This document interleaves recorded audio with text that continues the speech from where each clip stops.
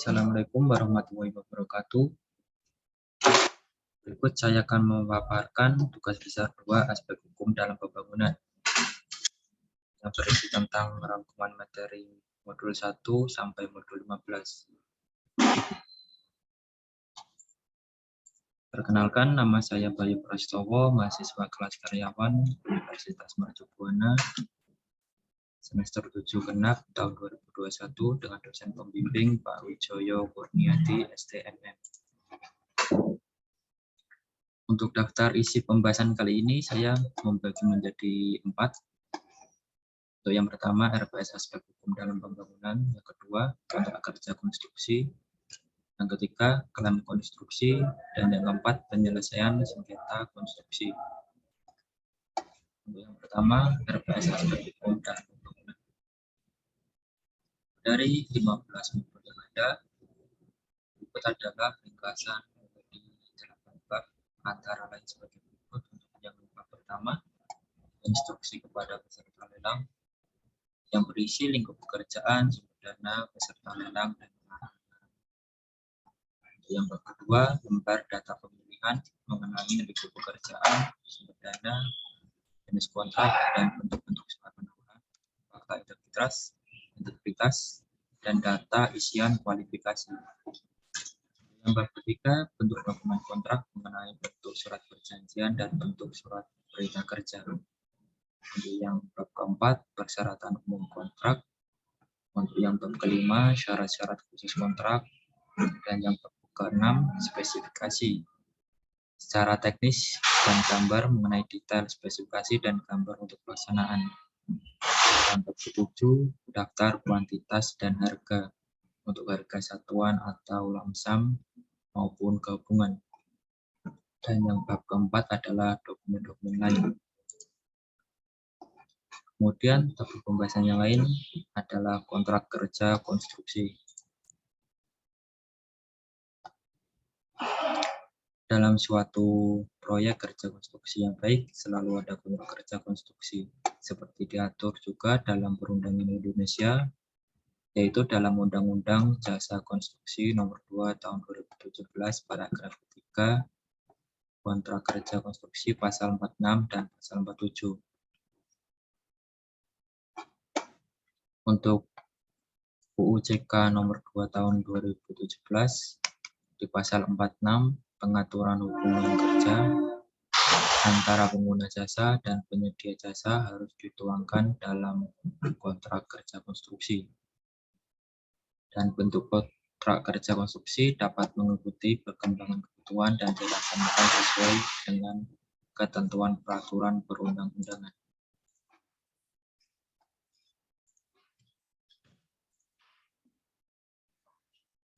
Dan untuk jenis kontrak kerja konstruksi yang ada di dunia antara lain, yang pertama ada JET atau Joint Contract Tribunal yang diprakarsai oleh Royal Institute of British Architects dan NFBTE National Federation of Building Trades Employers. Ada juga NEC New Engineering Contract yang banyak juga digunakan di Hong Kong, ICC International Chamber of Commerce dengan ICC modal kontrak. Kemudian ada FIDIC Federation International des Ingenieurs Council atau Federasi Insinyur Konsultan Internasional dengan Rainbow Series-nya. Kemudian AS 4000 Australian Standard General Condition of Contract. Ada PENSIA Singapore Institute of Architects. Dan ada juga PSS COC Public Sector Stand Condition of Contract oleh pemerintah Singapura. Kemudian untuk pengaturan hukum kontrak kerja konstruksi, kontrak proyek konstruksi termasuk perjanjian untuk melaksanakan pekerjaan yang tertuang pada KUHP pasal 1601B, isinya diatur oleh pihak-pihak yang terlibat dengan sesuai ketentuan peraturan dan perundang-undangan yang berlaku.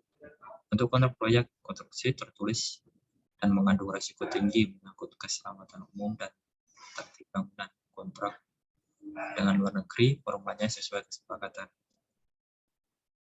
Dan jenis-jenis kontrak proyek konstruksi menurut cara terjadinya yang pertama hasil tender, kedua penunjukan, dan ketiga negosiasi. Menurut cara penentuan harga ada fixed price atau lump sum price kontrak, fixed unit price, escalation kontrak, cost plus fee kontrak, dan yang terakhir target estimate with penalty and incentive fee kontrak.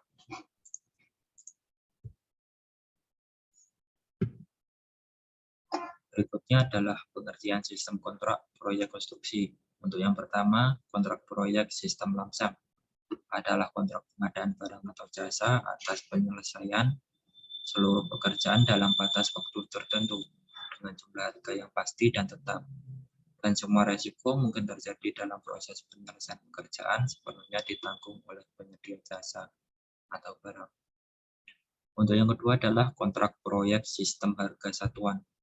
Adalah kontrak pengadaan barang atau jasa atas penyelesaian seluruh pekerjaan dalam batas waktu tertentu berdasarkan harga satuan yang pasti dan tetap untuk setiap satuan atau unsur pekerjaan dengan spesifikasi teknis tertentu yang volume pekerjaannya masih bersifat sementara. Sedangkan pembayarannya didasarkan pada hasil pengukuran bersama atas volume pekerjaan yang benar-benar telah dilaksanakan oleh penyedia barang atau jasa. Kemudian yang ketiga, kontrak proyek sistem gabungan lump sum dan harga satuan. Adalah kontrak pengadaan barang atau jasa yang merupakan gabungan lump sum dan harga satuan dalam satu pekerjaan yang diperjanjikan.